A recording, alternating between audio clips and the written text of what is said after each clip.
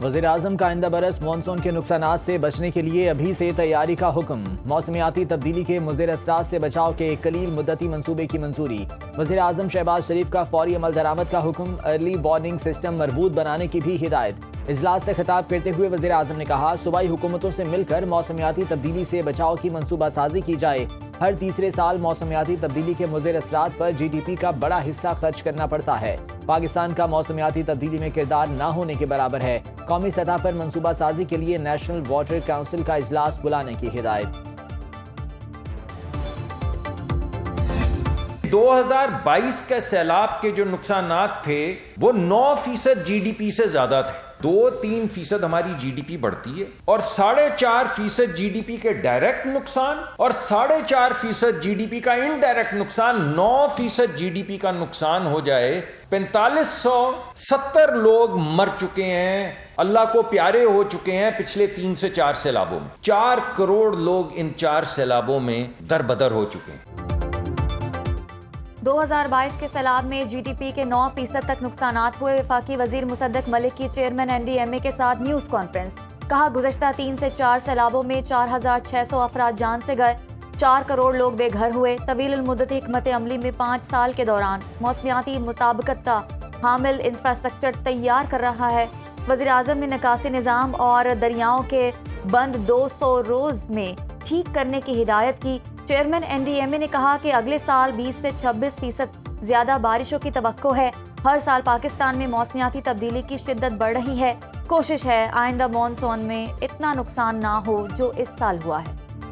2026 کے مانسون میں اس سال کے مانسون کی نسبت سے تقریباً 22 سے 26% زیادہ انٹینسٹی متوقع ہے، جس کا مطلب یہ ہوگا کہ وقت سے ضرورت سے زیادہ یا وقت سے پہلے یہ گلیشیئرز کی میلٹنگ ہوگی۔ دنیا کے آلودہ شہروں میں لاہور کا آج تیسرا نمبر۔ صبح کے اوقات میں ایئر کوالٹی انڈیکس 206 ریکارڈ۔ قصور، شیخوپورہ، گوجرانوالہ اور فیصل آباد کی فضا میں بھی سانس لینا دشوار۔ پنجاب حکومت کے اسموگ کے تدارک کے لیے اقدامات تیز۔ ہاٹ سپاٹ ایریاز میں اینٹی اسموگ گنز کا استعمال، digital surveillance, drone monitoring, zero tolerance enforcement جاری۔ سینئر وزیر پنجاب مریم اورنگزیب کی عوام سے احتیاطی تدابیر اختیار کرنے کی اپیل۔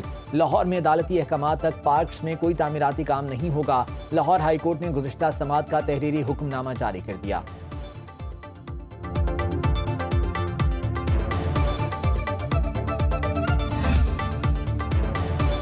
صوبے بنانے کے قانون میں بھی آئینی ترمیم ہو سکتی ہے۔ وفاقی وزیر صحت مصطفیٰ کمال کہتے ہیں، پیپلز پارٹی کہتی تھی زرعی ٹیکس نہیں لگنا چاہیے۔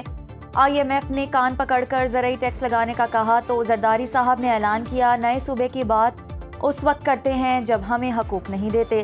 اس سال سندھ کو این ایف سی ایوارڈ کے 2400 ارب روپے ملے، کراچی کو 800 ارب روپے ملنا تھے مگر 100 ارب بھی نہیں ملے۔ وفاق کہتا ہے سارے پیسے وزیر اعلیٰ کو دے دیے، ان سے لے لیں۔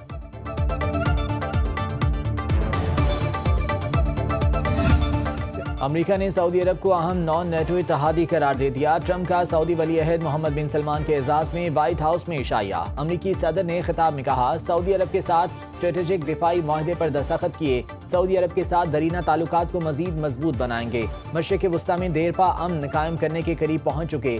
غزہ بورڈ آف پیس میں کئی ممالک کے سربراہان مملکت ہوں گے۔ حماس نے مزید یرغمالیوں کی لاشیں اسرائیل کے حوالے کر دیں۔ سعودی ولی عہد نے بہترین مہمان نوازی پر صدر ٹرمپ کا شکریہ ادا کیا۔ عشائیے میں ایلون مسک اور کرسٹیانو رونالڈو کی بھی شرکت۔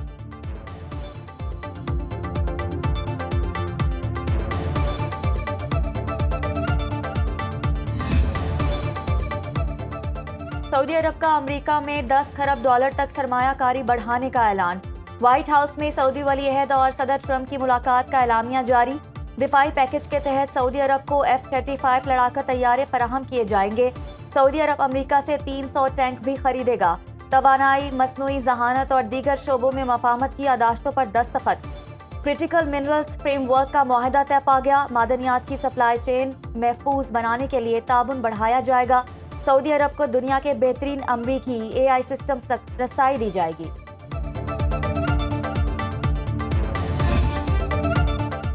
بھارت دوبارہ پاکستان پر جنگ مسلط کرنے والا تھا، امریکی صدر ٹرمپ نے تصدیق کر دی۔ امریکی صدر نے سعودی ولی عہد محمد بن سلمان کے ساتھ وائٹ ہاؤس میں گفتگو کرتے ہوئے کہا کہ پاکستان اور بھارت کے درمیان جنگ رکوائی۔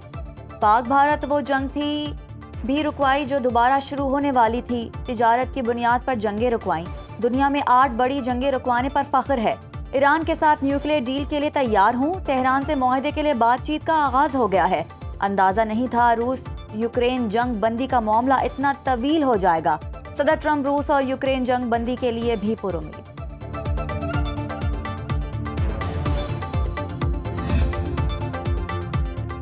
نائب وزیر اعظم اسحاق ڈار کی ماسکو میں اہم ملاقاتیں۔ روسی وزیر خارجہ سرگئی لاروف سے باہمی دلچسپی کے امور پر بات چیت۔ ترجمان دفتر خارجہ کے مطابق دونوں رہنماؤں کا پاک روس تعلقات میں مثبت پیش رفت پر اطمینان کا اظہار۔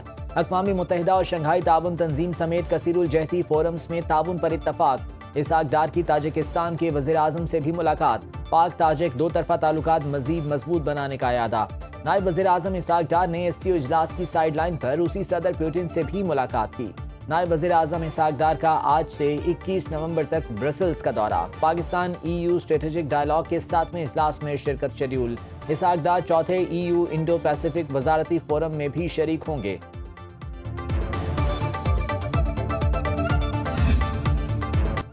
پنجاب حکومت کا غیر قانونی مقیم افغانیوں کی اطلاع دینے پر انعام کا اعلان۔ وزیر اطلاعات عظمہ بخاری کہتی ہیں صوبے میں غیر قانونی مقیم افغان اور غیر ملکی شہریوں کے خلاف آپریشن جاری ہے۔ 3 ہفتے میں 6220 افغانیوں کو واپس بھجوایا گیا۔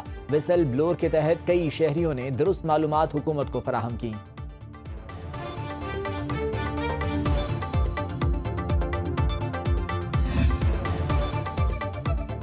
آزاد کشمیر کی 18 رکنی کابینہ نے حلف اٹھا لیا۔ سردار جاوید ایوب، میاں وحید جاوید بڈھانوی اور ملک ظفر شامل۔ علی شان سونی، دیوان چغتائی چودھری، ارشد قاسم مجید وزیر بن گئے۔ ضیاء القمر، چودھری رشید، نبیلہ ایوب، رفیق نیر حلف اٹھانے والوں میں شامل۔ یاسر سلطان، بازل نقوی، عامر یاسین نے بھی وزارت کا حلف اٹھایا۔ احمد صغیر چغتائی اور فہد یعقوب مشیر بن گئے۔ اسپیکر قانون ساز اسمبلی چودھری لطیف اکبر نے حلف لیا۔ وزیراعظم آزاد کشمیر فیصل ممتاز راٹھور کی کابینہ ارکان کو مبارکباد۔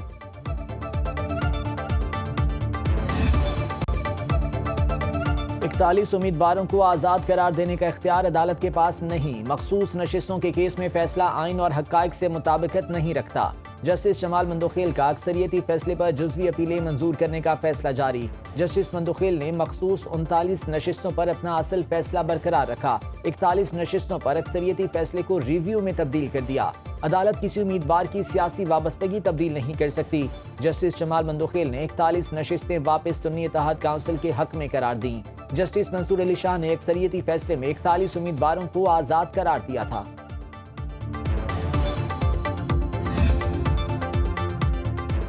تعلیمی اداروں میں بھرتی سے قبل جنسی جرائم ریکارڈ سے تصدیق کا فیصلہ۔ پروسیکیوٹر جنرل پنجاب کا سیکریٹری پروسیکیوشن کو مراسلہ۔ لکھا، نادرا کا ریکارڈ تعلیمی اداروں میں بچوں کی حفاظت کے لیے مؤثر ٹول ہے۔ تعلیمی اداروں میں موجود بیک گراؤنڈ چیک سے جنسی جرائم کا سابقہ ریکارڈ سامنے نہیں آتا۔ جنسی جرائم میں ملوث استاد کی بھرتی پورے تعلیمی ادارے کے لیے خطرہ بن سکتی ہے۔ محکمہ قانون اور انصاف نادرا ریکارڈ تک رسائی کے لیے میکانزم بنائے۔ ملازمین کی بھی نادرا کے ریکارڈ سے لازمی تصدیق کی جائے۔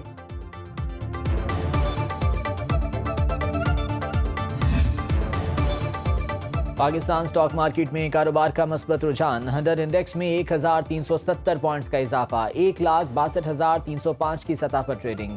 انٹر بینک ڈالر 280 روپے 67 پیسے پر برقرار۔ پاکستان میں سونا 7,900 روپے مہنگا، 1 تولہ 4,31,562 روپے کا ہو گیا۔ عالمی مارکیٹ میں 1 اونس سونا 4,092 ڈالرز میں فروخت۔ برینٹ کروڈ آئل کا 1 بیرل $64.67 میں فروخت۔ WTI کروڈ کی قیمت $7.58 فی بیرل ہو گئی۔ بٹ کوائن کی قدر $92,000 پر آ گئی۔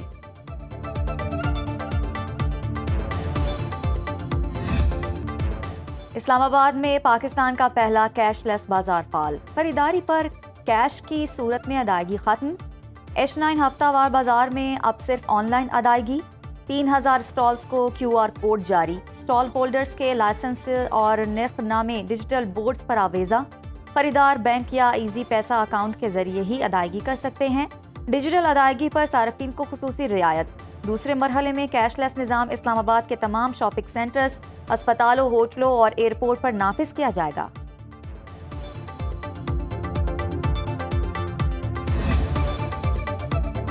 खातून अव्वल आसिफा भुट्टो जरदारी का अबू धाबी आर्ट मेले का दौरा, फनकारों और नुमाइश कुनंदगान से मुलाकात। आसिफा भुट्टो ने कहा, फनकारों के तबादले से मौशरों की अफाम तफहीम में मदद मिलती है। अबू धाबी आर्ट बसरी फनून प्रोग्राम का सालाना इख्तिताम है।